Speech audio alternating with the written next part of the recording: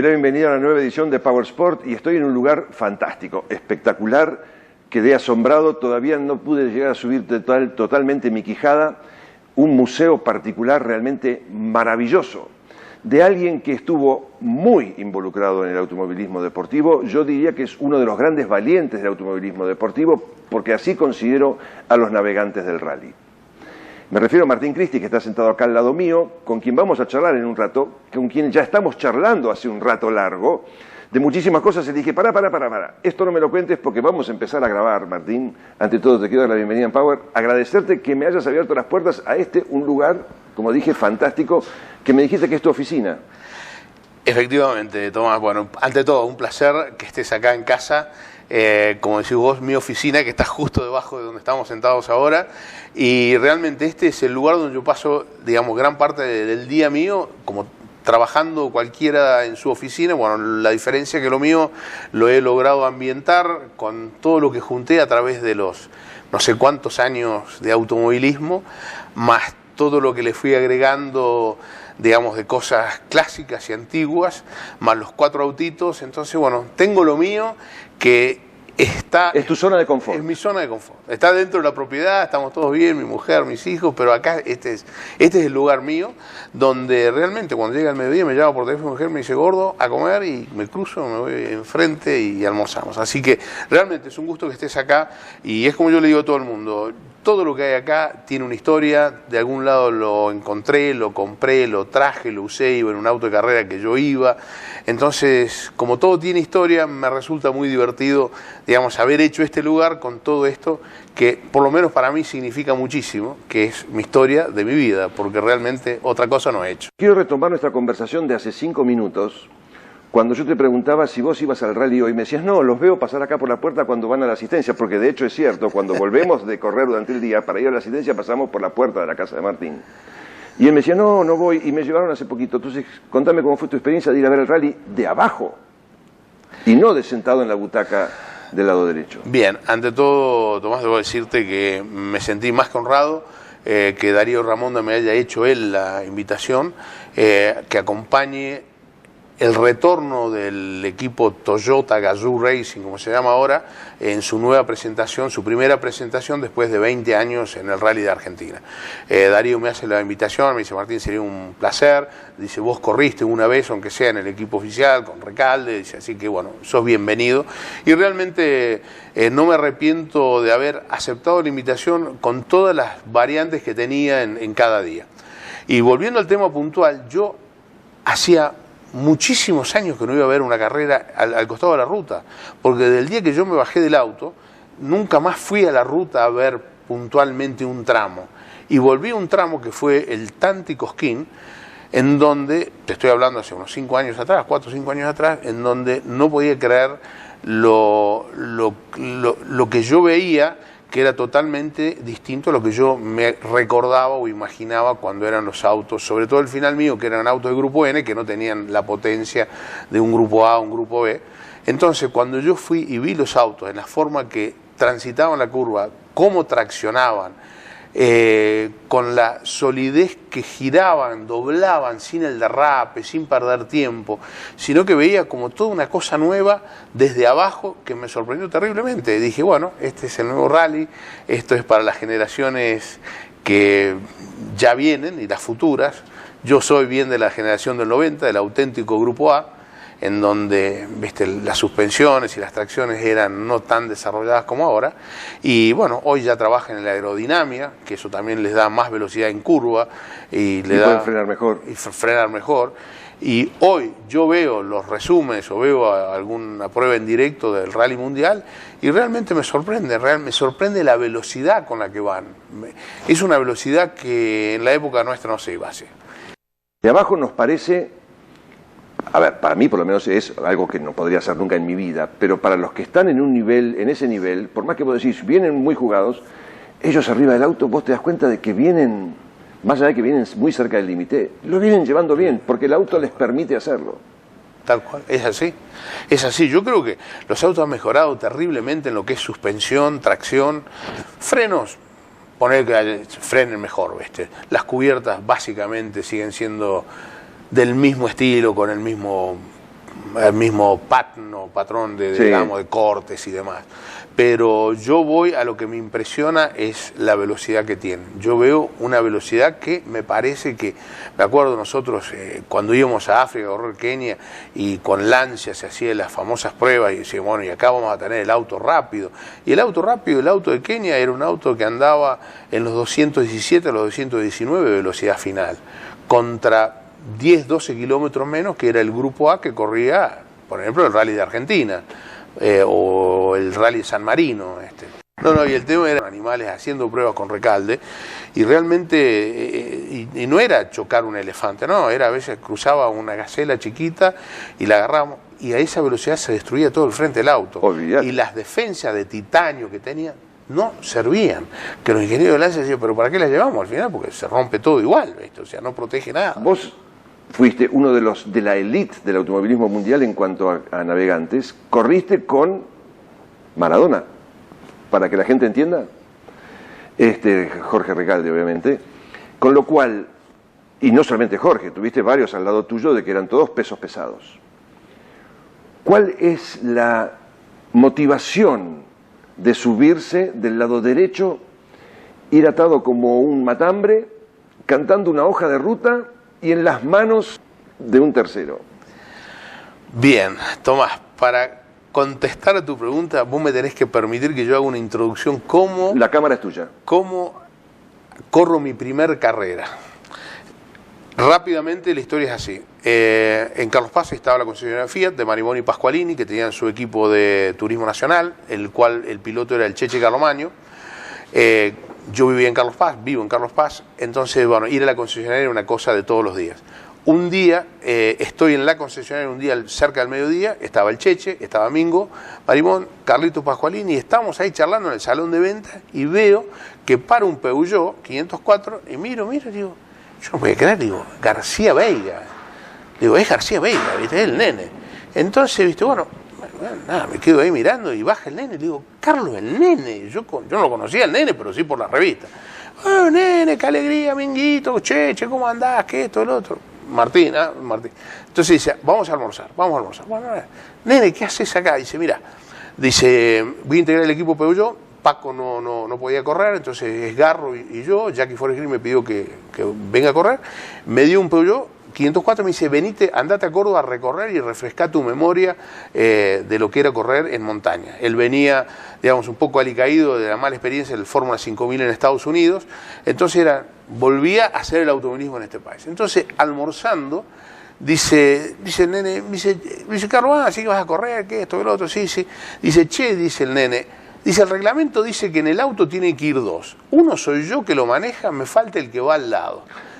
Pasqualini muy rápido dice, Martín, ¿vos tenés esa licencia del Zonal? ¿Aplica para acompañar? Le digo, sí, por supuesto que aplica, o sea, la iba a hacer aplicar de cualquier manera. Entonces dice el nene, bueno, ya tengo resuelto el problema, ¿me acompañás vos? Yo no podía creer a alguien que lo había idolatrado, lo había seguido con los Sport Prototipos y demás, que fuera a correr con él. Y mi debut fue en el año 75, García Veiga. Al día de hoy nos acordamos y el nene me dice, yo te hice famoso. El nene es su maestro. No, es su maestro y siempre con su comicidad.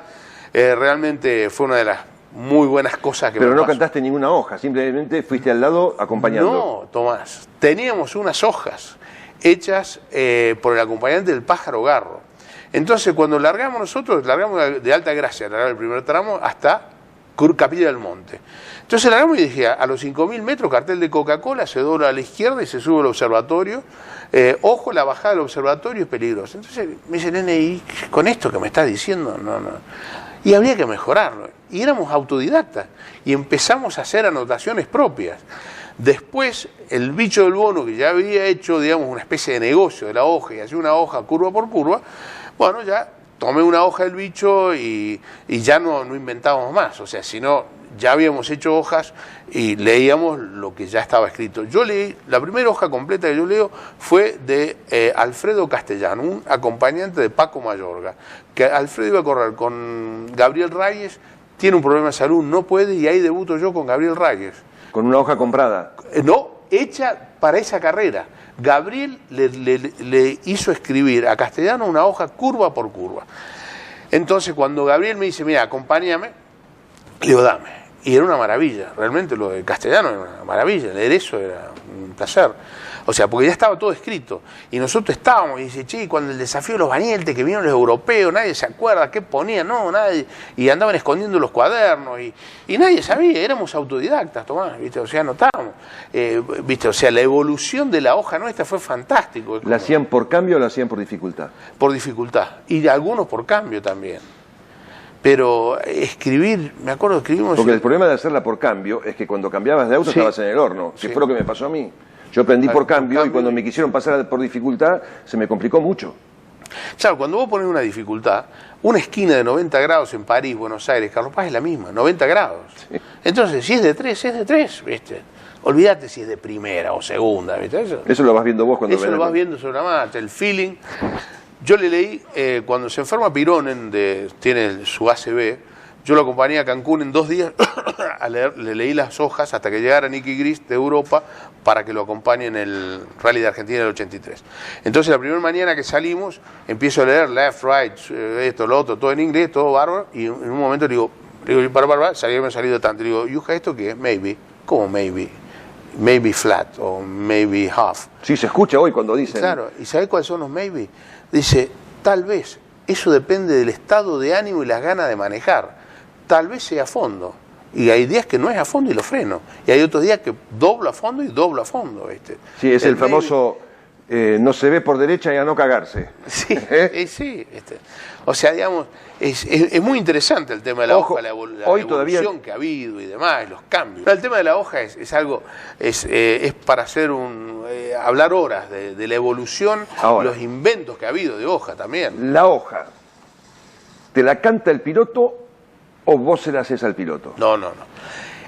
El piloto es el que canta la hoja y uno lo único que hace es escribir. Y después lo que quiere saber el piloto cuando llegue el momento de entrenamiento y de la carrera. O sea, no existe el navegante que escribe la hoja para el piloto. No existe. O sea, el piloto es el que quiere saber qué es lo que viene o qué es lo que no ve o cómo tiene que doblar esa curva. Lo único que después el navegante lo anota y después tiene que decirlo en tiempo y forma para que le sirva al piloto. Cuando vos venís mirando todo el tiempo para abajo leyéndole la hoja a Jorge, por ejemplo, ¿en algún momento levantás la vista para ver por dónde van? Sí. Siempre se levanta la vista, siempre hay un momento. No existe el tramo que vayas, no. Siempre hay una pausa y siempre hay que ver, porque también el ver te ayuda a saber dónde estás, ¿viste? O sea, digamos, la peor carrera para ver es Finlandia por los lomos.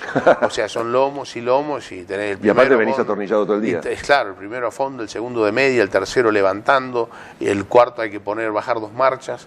Y entonces tenés que ir viendo, interpretando los lomos, ¿viste? O sea, es la única carrera que a mí me estresaba, realmente. O sea, Finlandia era de mucho estrés por el tema de las velocidades y los lomos, ¿viste? Pero ¿y los autos no te estresaban? Por ejemplo, un Lancia 037, ¿no te estresaba? No, yo será que corrí con Paco y disfruté a Paco y al Lancia me queda como uno de los grandes y mejores recuerdos míos deportivos. ¿Corriste Bariloche ese año? Corrí Bariloche con Paco. Yo fui a ver esa carrera en un lugar que se llamaba el Cañadón de la Mosca. Y recuerdo perfectamente estar ahí a las 4 o 5 de la mañana y empezaron a llegar los autos. Y era un lugar en bajada, había tanto hielo y tanta nieve que bajaban en primera levantando, porque pasaban por arriba de un puente, doblaban a la derecha y tenían que empezar a subir. Y venían a 2 por hora y no lo podían llevar. Ahí ya habíamos abandonado y fuimos con el Pájaro Garro, Paco y yo, los 3, a ver al Cañadón de la Mosca, un poco antes del Cañadón de la Mosca. Vimos pasar los Audi. Cuando pasaron los Audi, dijo Paco, no, volvámonos al hotel. Dice, suerte que abandonamos, dice, porque después apareció el primer Lancia que apareció, que venía cuarto, quinto en el camino, era Marco Allen, y venía en segunda, apenas tocando el acelerador. Igual pasó a D'Artico Budafieri, que era el otro auto del equipo, y después pasaban más fuerte los Renault 2 y los 18 que los Lancia, porque el 18 con tracción delantera y la llevaban mejor, ¿viste? Como no estaba permitido el uso de clavos, entonces no había tracción, no había forma de hacerlos traccionar a los autos. Vos estuviste mucho tiempo al lado de Jorge Recalde en el campeonato del mundo, pero empezaste corriendo acá en la Argentina, ¿no es cierto? Sí. ¿También corriste con Jorge? Sí. Yo corro... Cuando corrían con los Renault 18, con los 18. Soto y con Moroni. Exacto. Ajá. La historia es así. O sea, en el año 81, ¿qué pasó? Yo corría con Gabriel Reyes estable. O sea, estábamos en el equipo Sebel, ¿viste? Estaba todo muy bien. Y el bicho del Bono, algunas carreras no podía ir por trabajo. Entonces me dice Jorge, un día me dice, mira, Martín, está el Gran Premio de la Hermandad, nunca lo corrí, estoy invitado. Dice, ¿por qué no querés que vamos con el 18? Le digo, con todo gusto, Jorge, encantado de la vida. Así que bueno, me fui con Jorge a correr el Gran Premio de la Hermandad. Siempre destaco también que fue la primera carrera que gana el 18. Y nada, fuimos y volvimos. Y, bueno, nada, fue muy... ¿Vos eras navegante profesional ya o todavía lo hacías porque te gustaba el deporte? No, ya había entendido que había que ganar plata con esto. O sea, digamos, realmente ya estaba con ese convencimiento de que realmente lo disfrutaba mucho. Estaba en el equipo Sebel, que, o sea, lo dirigía Jackie Forrest Green, o sea, estábamos nosotros en la parte de Fiat, estaba la parte de Peugeot, que era Garro y Alcuaz, Badra y Reyes estaban con los Fiat, con Uchilo. En la clase chica. En la clase chica. Yo ya a esa altura ya tenía decidido que me encantaba lo que estaba haciendo y que había que, bueno, darle más forma en lo posible. Había que monetizarlo. Exacto. Entonces, nada, corro con Jorge, que fue toda una experiencia muy buena para mí, me sirvió muchísimo, y a los 2 o 3 meses se corre el Camino del Inca. Y me llama Jorge y dice, mira, el bicho no puede ir. Y dice, vamos a Perú, nos tenemos que ir un mes, ¿viste? Y bueno, vamos un mes. ¿Por qué un mes? Y porque era... Antes, los rally mundiales llevaban no menos de 25 días entre carrera y prueba, porque era libre, y había uno por mes. Entonces podía estar 20 días recorriendo la ruta. Y el Camino del Inca era toda una historia, ¿viste? Entre que los autos se apunaban, había que llegar al Cusco, Huancayo, Ayacucho, esos lugares allá en la montaña, no había repuesto, había que esperar que venga el colectivo de Lima y te traiga el rulemán, ¿viste? Entonces me dice Jorge, mira, no nos va a llevar menos de 25 días, una cosa. Bueno, vamos. Y la carrera eran como 5 o 6 etapas con un día de descanso después de cada una. Entonces ya de por sí la carrera en sí llevaba 6 etapas, 11 días, ¿viste? Decime, ¿y la patrona nunca te cerró la llave del lado de adentro y te cambió la cerradura? No. Yo tuve la suerte de que yo me casé en noviembre del 89 y en febrero del 90 el bicho del Bono se va a agarrar con Soto y Jorge me llama y me dice, che Martín, no tengo que me acompañe, dice, vamos. Y bueno, digo, dale Jorge, ningún problema, pero vamos, sabía que me tenía que ir a Europa, ¿viste? Y a partir de ahí fueron prácticamente 10 años de estar entre 200 y 250 días fuera de casa, ¿viste? O sea, realmente era mucho tiempo. Mi mujer, nada, me conoció con las carreras, y por un lado, y por otro lado entendió, y siempre fue, digamos, un gran apoyo en esto. Fundamental destacarlo. Y lo destaco porque realmente yo logré y sigo logrando cosas por el apoyo de ella.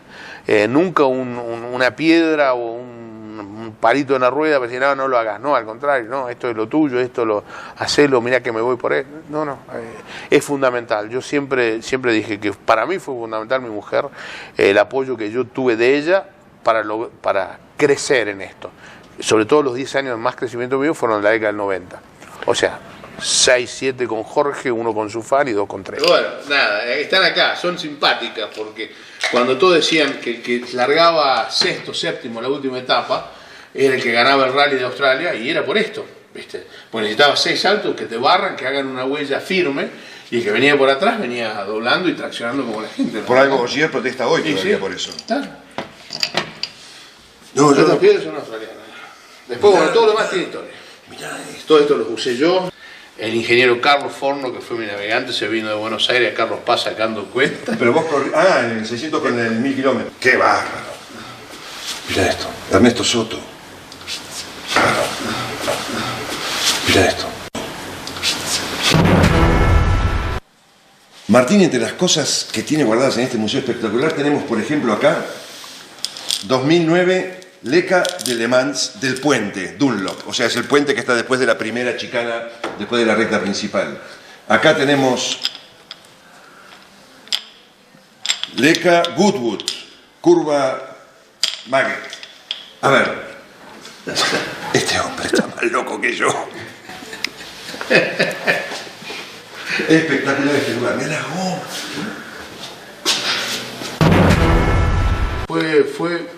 Fue realmente bueno, ¿viste? O sea,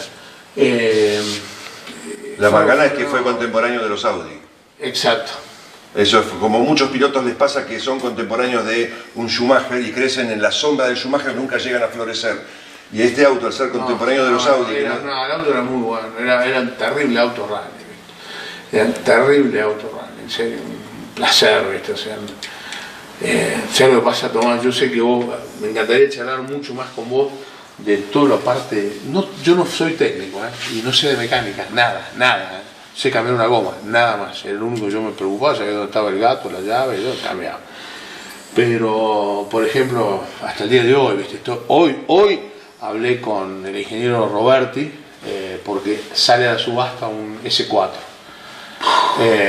Sí, 800.000 euros, todo lo demás, salió la semana pasada. S4 fue el último de los... Exacto. El que era muy cortito entre ejes. El que se mata todo con él. Que eran los grupos B. Ah, no, pero entonces S4 me estás hablando de Lancia. De Lancia. No, porque también hubo un S4 de Audi. Sí, un Lancia S4. Acá está Jorge también. Claro, está Jorge. Miki Viación debe estar. Jorge, Miki Viación, Tiziano Siviero, Robin Vitoni. ¿Y lo hicieron zafar al elefante? Sí, se fue, lo sacamos. O sea, digamos, yo no me embarré, pero bueno, alguien tenía que hacer la producción fotográfica. Pero como todas las cosas, como te digo... La cantidad de vivencias. No. Mira, yo siempre digo que... Yo tengo muchas fotos guardadas de todos mis años de carreras y siempre digo que cada foto es una historia. Tal cual. Acá tenemos una tira de 5 fotos y esta es la historia de cómo le salvaron la vida a un elefante en Kenia. Sí, pero pará, lo más importante. Por ejemplo, este señor de camisa blanca es el Ranger. El Ranger es el único que puede tener un fusil en 50 kilómetros a la redonda, por si hay un león que está matando las vacas o las cabras, le puede tirar un tiro. Entonces, estos son los indios Masái. El elefante no les permitía llegar a las cabras y a las vacas al pozo de agua, que es acá, porque estaba el elefante les daba miedo, los asustaba. Entonces, los Masái le decían al Ranger, tirarle un tiro al elefante, nos comemos el elefante y con el elefante muerto las vacas comen. Trevor Jones, un keniano, viene y me dice, Martín, por favor, dice, cuando estábamos a 2000 metros de un cruce de camino haciendo el servicio. Él ya sabía, me dice, Martín, mira, hay que salvarlo, no sabe lo que es un elefante.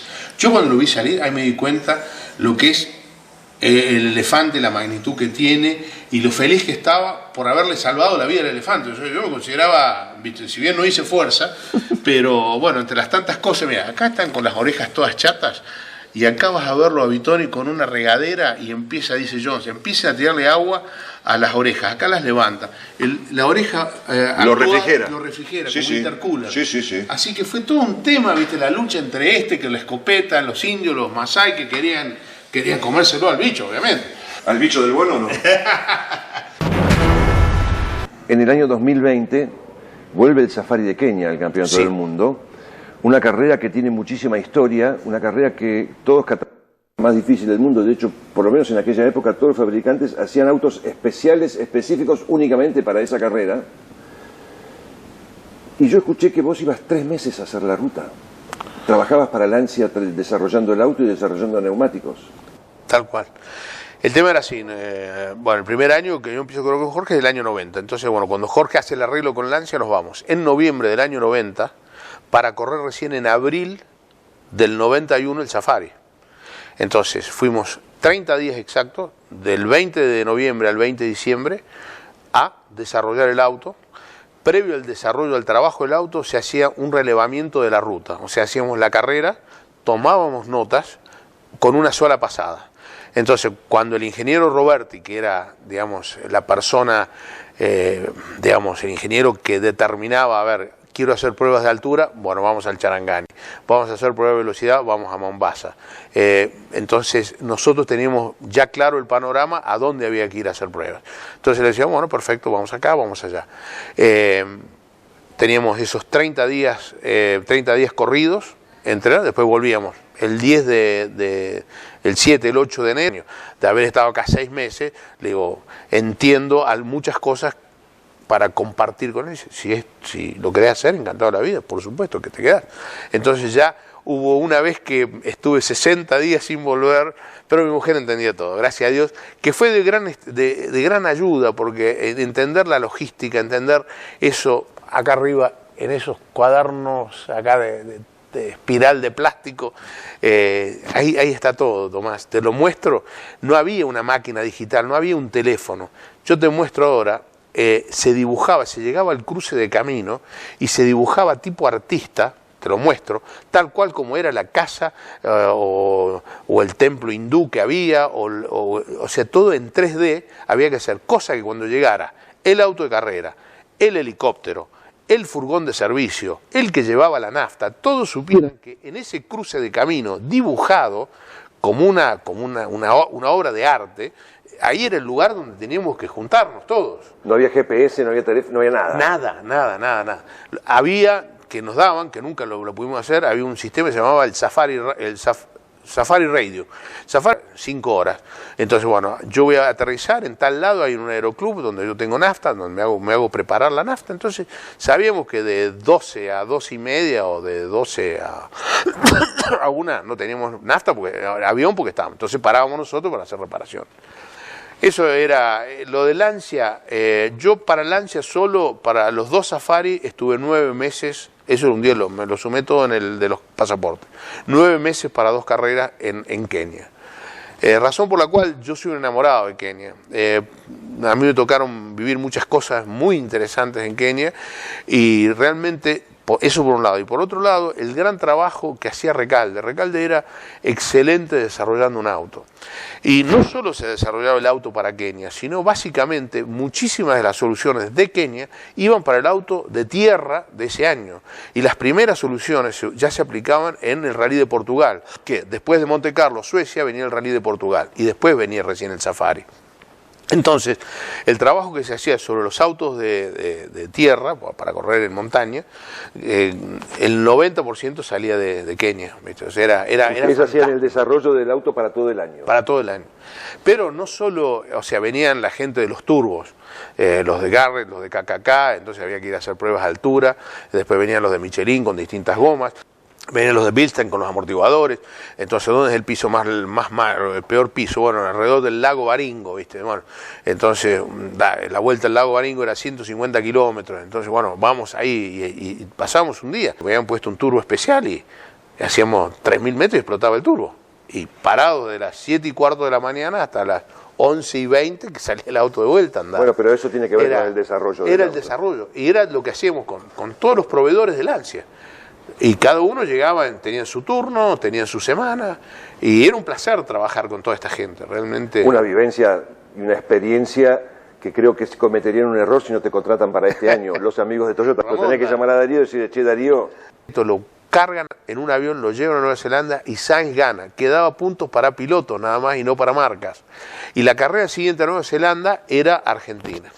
Entonces, como Argentina venían ya con un auto, con Sainz, eso estaba ya preestablecido, lo agarramos a Jürgen, está el muleto de que va a usar Sainz, lo queremos usar. Y ahí fue como nosotros quedamos, o sea, el auto que usamos nosotros en Argentina era el muleto de Sainz, que había sido el auto que había ganado Sainz en Nueva Zelanda. Así que esa fue la única experiencia que tuvimos nosotros con el equipo Toyota. Yo después, en el año 96, corro con Marcos Galante, con el paraguayo, porque el equipo Toyota había hecho los autos y cuando ellos están excluidos del Mundial a raíz del problema que tuvieron en el año 95 con los turbos, suspendieron creo que 2 años. 2 años, los autos del Safari ya estaban hechos. Entonces, y la estructura para Kenia ya estaba en Kenia cuando lo suspenden. Entonces, Marcelo Toyotosi compra un auto para que corra Marco, otro auto Toyota se lo queda, que se lo dan a Ian Duncan, y otro lo compra un señor de Uganda que quería correr, y bueno, ese fue el equipo Toyota, que no era un equipo, sino con toda la asistencia, todo Toyota, pero... Era oficial, pero no era oficial. Cuando te bajás de estos grupos A, era un grupo B, porque el C-37 era un grupo B, y te subís a un Mitsubishi Evo 6, 7, no sé qué año, cuál sería el que tenía Gustavo Trelles, sí. ¿Te parecía que venía Zapata? Y más o menos sí. Era así, Tomás. Pero ¿qué pasa? El Grupo N tenía su encanto, hacerlo saber manejar de tal forma para que rinda el conjunto de auto con lo que te ofrecía un auto estándar, que hoy lo comprabas en un concesionario, porque el recorrido del amortiguador era estándar, era todo estándar, el diferencial, la caja, había que usar lo que el auto te daba del concesionario. Se le mejoraba la electrónica, se tenía un poco más de potencia y nada más. Y era muy entretenido, realmente era muy interesante, yo disfruté mucho, a pesar de no haber potencia, disfruté mucho de un Gustavo Trelles que tiene un manejo muy pulido, muy exquisito, diría yo. Entonces le sacaba un rendimiento de un 99% al auto en cada carrera, en cada tramo. Realmente hacíamos cosas maravillosas con ese auto, a tal punto que una vez en Nueva Zelanda, con mucho barro, hicimos un quinto absoluto en un tramo largo, porque era todo barro, y Gustavo, bueno, con su pericia de ser canario, como él dice, de Minas, ahí en el interior de Uruguay, el conocimiento del manejo de barro lo tenía, y lo tenía muy bien, y bueno, con ese auto sin potencia, viste, andábamos... Y siempre un cambio arriba. Un cambio arriba, tal cual era así. Yo disfruté mucho del Grupo N. Sobre todo los Mitsubishi. No así en el año 93 cuando empezamos a correr con Jorge con el Lancia Grupo N, era un auto que era frágil, entonces abandonamos muchísimo. Después vino la era de los Mitsubishi Grupo N ya... Sí, Mitsubishi y Subaru marcaron una época. Exacto. En el N4. Exactamente. Los demás eran invitados como para, bueno, figurar si nosotros nos caemos, pero en general era Mitsubishi y el Subaru. De hecho fueron los campeones durante tantísimos años.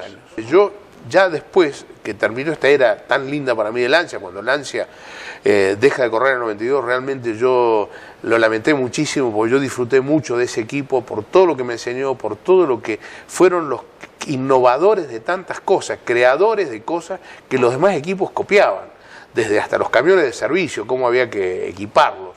Entonces, nada, cuando eso se va, empezamos a correr, digamos, en forma particular con Jorge. Y ahí me di cuenta que no era solo función mía la del navegante, sino terminé siendo agente de viaje, de cargas. Entonces tenía que hacer una serie de otras tareas, las cuales me había involucrado, que las hacía con muchísimo gusto, porque sabía que era interesante, era bueno, y sabía que, digamos, bueno, cuanto más efectivo fuera yo, menos problemas íbamos a tener. Entonces ya ahí fue cuando me di cuenta que yo no me podía dar el lujo de enfermarme. Entonces durante mucho tiempo comí pechuga de pollo, un bifecito y puré. Por eso ahora estoy gordo, y cuando dejé de correr aumenté 20 kilos, Tomás, porque comí por todos los años que no comí. En serio, digo, ¿me pasó eso? Y bueno, ¿qué pasó? Yo feliz con Gustavo, corro 98, 99, salimos campeones del mundo de Grupo N, toda una alegría, toda una fiesta, y el gobernador de la Sota tiene lo que yo digo fue una de las grandes ideas que ha habido en el automovilismo, después de la del ACA, de llevarlo a correr al equipo de Reutemann con Caldarella, después con Ruesch, que fueron cosas dirigidas para el automovilismo o insertar a alguien a correr afuera, ¿ves? Yo soy un convencido, Tomás, tal vez me equivoque, que no sirve sponsorizar a una persona, tomar la plata y andar a correr. No, lo tenés que organizar, porque muchas veces no llega la plata. Exactamente. Entonces, yo felizmente lo conocí al gobernador de Sota, éramos vecinos de acá en Carlos Paz, de antes que fuera gobernador, así que tenía una amistad. Él era un apasionado del rally, cuando me lo cruzaba y compartíamos una misma carnicería, y él sabía todo lo que yo había hecho de rally hasta ahí. Che, qué bien que anduvieron con el 18, con Soto, ganaron, qué esto, lo otro. Durante el año 99, que yo corría con Gustavo, fui consultado permanentemente por distintas personas del gobierno, del doctor de la Sota, para ver cómo podía hacerse un equipo. Todo terminó yo un día yendo a la Casa de Gobierno, donde hablo con el señor de la Sota, su señor estaba ahí, el secretario de Deportes, y les hago ver esto que te acabo de decir. Le digo, mira, esto funciona de una sola forma. El equipo es este, el auto es este, tienen que hacer esto. La plata se tienen que poner de acuerdo, o sea, tienen que auditar, porque hay mucha gente que no sabía, por ejemplo, Mitsubishi en esa época, el Grupo N le daba premios en partes. Entonces vos ganabas una carrera y te daba Mitsubishi, el señor Jun Nakamura te daba 2 cajas, un techo y 4 puertas trasera izquierda. ¿Viste? Entonces eso era plata que yo no te la podés traer a Argentina a dársela al gobierno. Se la pasás al equipo Top Run, que es donde, y entonces en vez de pagarte este mes $200.000, te pago 150, porque 50 Japón te lo di en repuesto. Entonces digo, o sea, les expliqué cómo era todo el sistema, porque así vivíamos nosotros, ¿viste? O sea, digamos, era algo que era lo nuestro cotidiano. Entonces, ¿qué pasa? Hacen todo. lo ubican a Top Rank, se ponen de acuerdo. Arturo Scalise también se pone de acuerdo, que era el importador de Mitsubishi. Jun Nakamura, que era la persona que manejaba de Mitsubishi, que obviamente era japonés, que manejaba todo lo que era Grupo N, se ponen todos de acuerdo. Entonces estaba todo hecho. El día que dicen está todo listo, en la Casa de Córdoba, en Buenos Aires, nos invita el gobernador a David Eli y a mí. Nosotros estábamos en pleno Rally Master, con muy poco tiempo, se nos venía la fecha, y fuimos a Buenos Aires. Cuando llegamos allá, nada, estaban todos los que tenían que estar, menos Nakamura, que se había disculpado que no pudo venir, pero además estaban todos. Y bueno, y ahí se presenta el equipo con la confirmación de cada cosa que a mí me encantó, me pareció fantástico, porque habían hecho, no era, lo mejor que podían hacer era eso, o sea, en ese momento no había otra opción. Bueno, cuando termina todo eso, que hubo un pequeño ágape, cuando termina todo, ya nos íbamos. Me llama el doctor de Azote, me agarra muy cariñosamente y me dice, Martín, dice, de este lío te haces cargo vos. Le digo, no doctor, le digo, yo estoy muy feliz acompañándolo a Trelles, me voy de acá 25 días a empezar a recorrer la ruta del Rally de Monte Carlo. No, dice, vos acá con los autos, viste, por la gente de la agencia Córdoba Deportes, fútbol, básquet, natación, viste. Y me sedujo la idea increíblemente.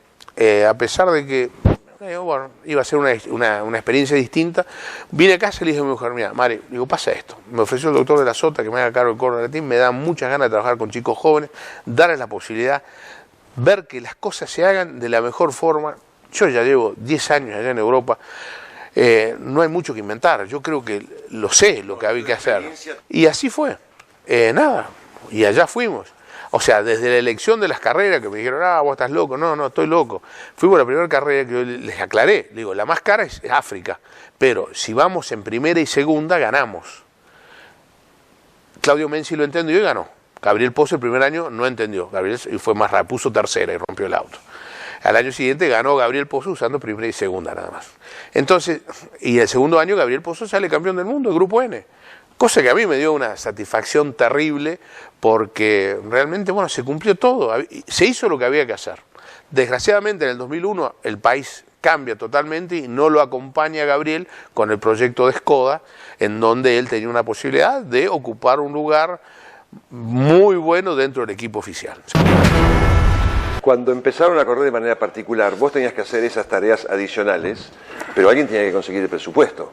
El presupuesto lo conseguía Jorge. Esa era la tarea de él. Entonces me decía, mira, vamos a correr. Jorge era el que elegía el equipo. Digo, bueno, nada, dice, vamos a correr con la Top Run. Estos italianos, que él ya los conocía, decían, fueron los primeros que lo recibieron cuando él fue a Europa. Y bueno, corremos con la Top Run y perfecto. Entonces, eso era Lancia. Lancia, el Lancia en Grupo N. El Integrale, pero Grupo N. Exacto, el 16 válvulas, sí.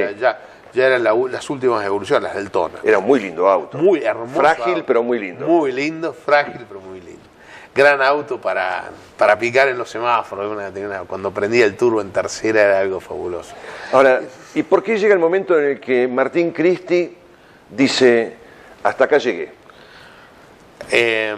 Después de que termina Trelles su segundo campeonato, creo que fue eso, ¿no? El tema fue así, Tomás. Yo te voy a hacer un poquito para atrás 4 años.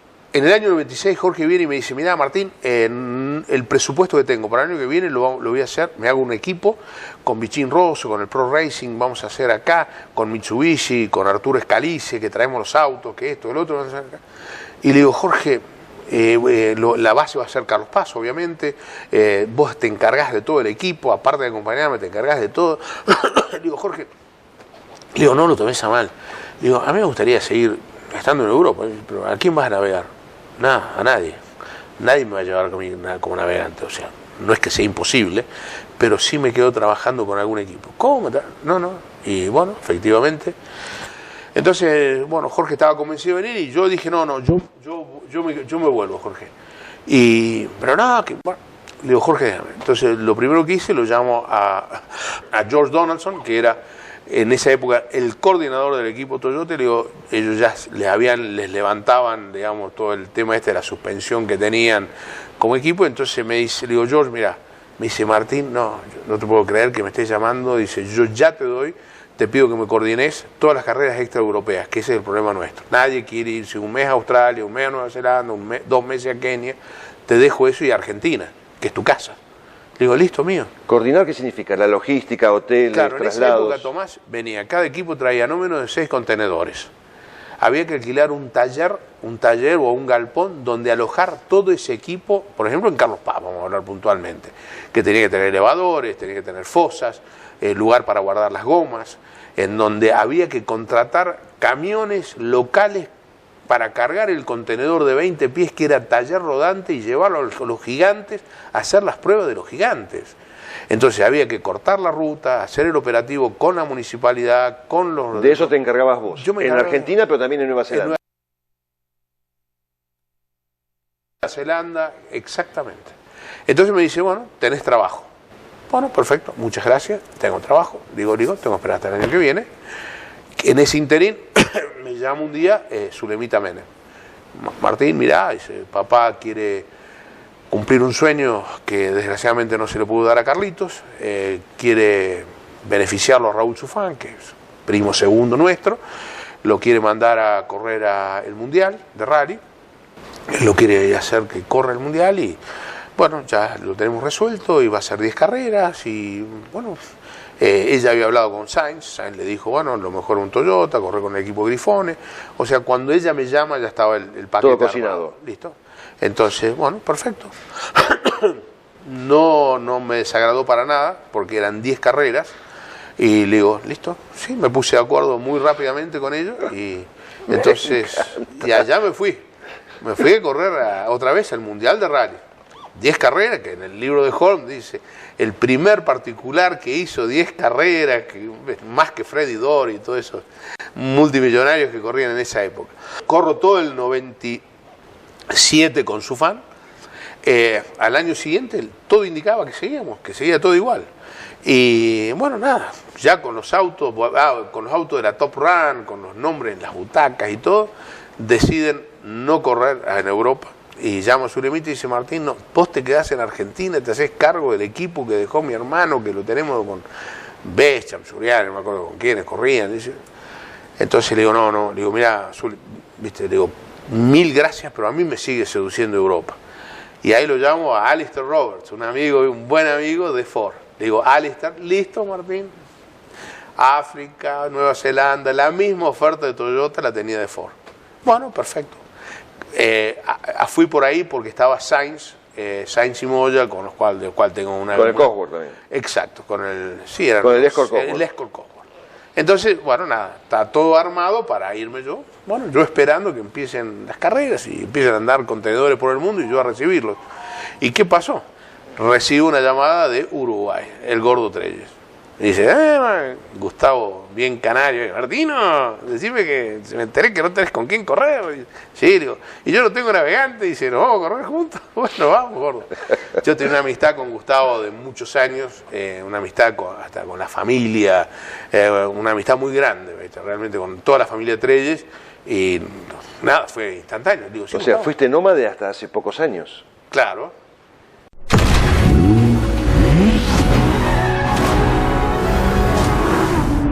Conoce más en audidrivingcenter.com.ar.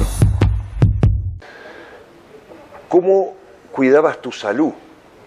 Porque, por ejemplo, correr rallies como de aquella época que duraban 2.800 kilómetros, no es lo mismo que correr un rally de hoy de 400 kilómetros o de 300 kilómetros. ¿Qué tema, Tomás? Este tema es para disertar horas. No existían los médicos deportólogos, no existía el Gatorade, no existían los masajes, no había nada. Corríamos tomando agua, comíamos normal lo que había, y me acuerdo, el primero que empieza a usar alguna especie de sal con agua fue el profesor Musati, un médico de Lancia, que apareció con unas botellas de agua mineral que se habían puesto medias amarillas, porque le pedía sales y cosas, y apareció en Kenia. Y dice, van a tomar esto. Y los finlandeses lo miraron y decían, ¿qué es esto? Y bueno, que tomemos esto. Y no sabemos si nos va a descomponer. Bueno, ustedes tomen, no los va a descomponer, ¿viste? Y el profesor Musati fue el primero que empezó con estas bebidas, o sea, para hidratarse. Porque aparte hacía mucho calor en Kenia, no era 25 grados. No, Tomás. Todo el mundo tiene una idea Kenia, las etapas, hay 3 etapas, las que van para el lado de Mombasa, que van al mar, esas son, tenés 95% de humedad y 50 grados de calor a la sombra, ¿viste? ¿Y adentro del auto? Adentro del auto no, yo nunca vi transpirar las piernas, no sé, era una cosa fantástica, realmente. Entonces ahí sí se notaba el verdadero calor.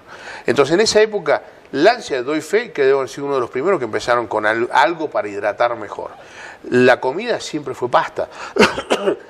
O sea, siempre se comió pasta porque eran equipos italianos. No había otra cosa, había comido pasta. Y estábamos todos bien, realmente. Y nada, entonces... Tengo que cerrar, pero quiero agradecerte ante todo que me hayas invitado a este lugar maravilloso, que ahora le vamos a pedir a Luis que nos haga un par de imágenes porque yo quiero ilustrarlo. Y seguramente, de alguna manera, tengo que pilotearlo para volver a hablar con vos porque nos queda muchísimo de cosas por las cuales podemos hablar. Pero muchísimo. Sí. Quiero que en algún otro momento que yo venga no hablemos de rally, de tu trayectoria en el rally, porque ya lo vamos a haber hecho ahora. Yo voy a venir y vos me vas a empezar a contar. La puerta chocada esa es de un Toyota Celica de fulano de tal, y el capó ese de un Peugeot 205 que corrió Marcus Gronholm y... ¿Estamos de acuerdo? Con todo gusto, con todo gusto. Martín Cristi jugó en el Barcelona, al lado de Messi, y se lució, por supuesto. Cuando me refiero al Barcelona me refiero a los grandes equipos del Campeonato Mundial de Rally en la década del 90. Cuando me refiero a Messi, obviamente, ¿quién otro que Jorge Raúl Recalde? Y tiene 1.000.000 de vivencias para contar. Pero nuestro programa no es de goma, lamentablemente. Yo estimo que voy a hacer 2 programas con todo lo que hemos hablado, pero en definitiva quería mostrarlo, quería compartir con él, quería de alguna manera hacerle un pequeño y humilde homenaje a este hombre que durante 10 años fue un trotamundos, y durante 10 años leyó la hoja a uno de los más grandes del rally mundial y seguramente al más grande del rally argentino. Seguro que sí. Realmente, para mí, siempre lo digo, fue un placer haber corrido con Jorge. Realmente Jorge es el que me inserta en el mundial. O sea, realmente, gracias a él, yo creo que logré ser lo que fui dentro de ese ámbito durante esa década.